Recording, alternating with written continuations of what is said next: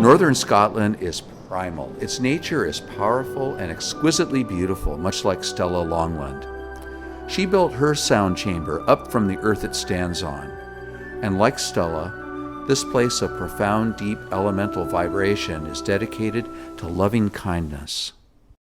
I came to the dances first, and then, the sound chamber almost became inevitable as an expression, a physical expression of the energy that I got connected to through working with Joseph. Somehow it was incredibly important to put a structure onto the earth, which encapsulated.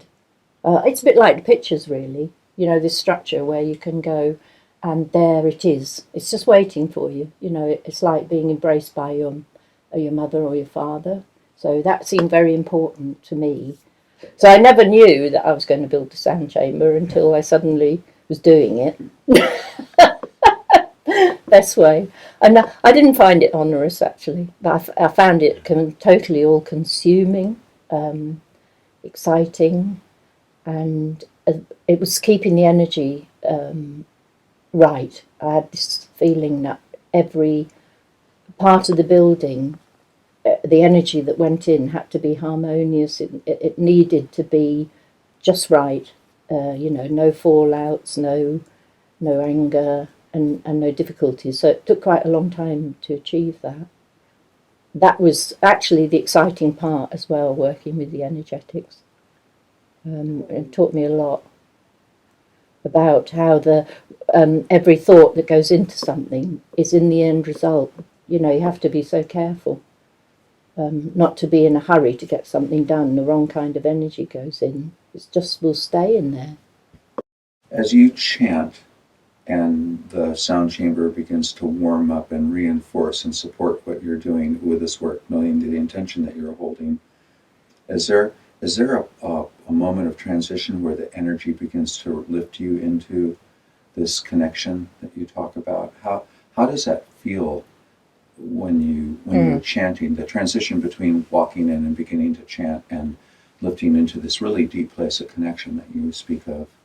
Yeah, we get when I go in, I quite often feel out of sync with the energy of the sound chamber. I'm bringing all kinds of jagged concerns with me, and then we just chant spontaneously quite often. Sometimes we're just chanting, and then you just hit the spot. I can't say.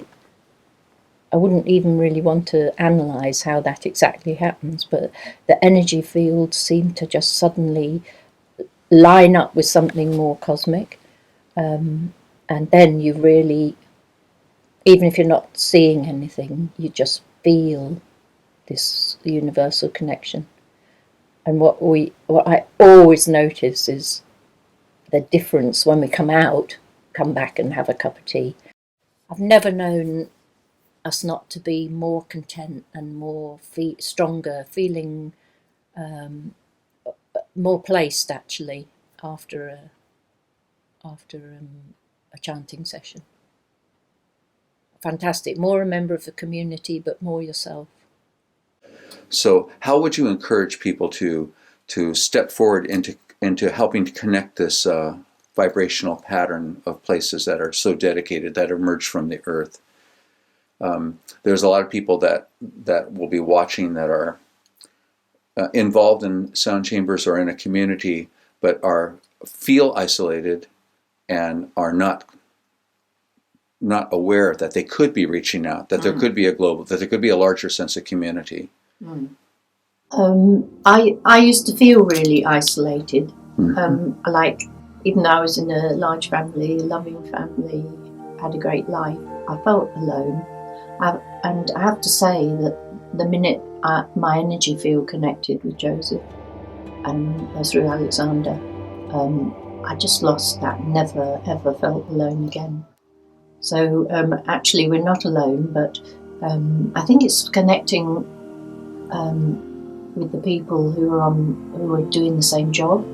I think it's my feeling that I kind of knew somewhere in my being. I made an agreement before I was born, maybe, to do this work. And yeah, when I did my first Sun Moon dance at 50, I was saying to myself during the dance, "This is what I was born for." And then I'm like, I'm 50.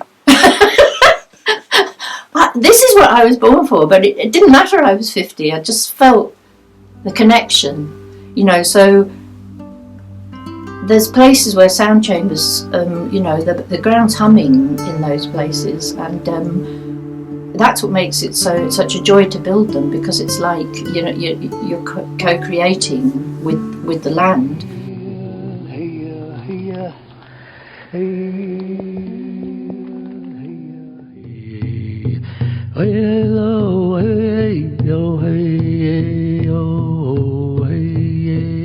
Yo, hey,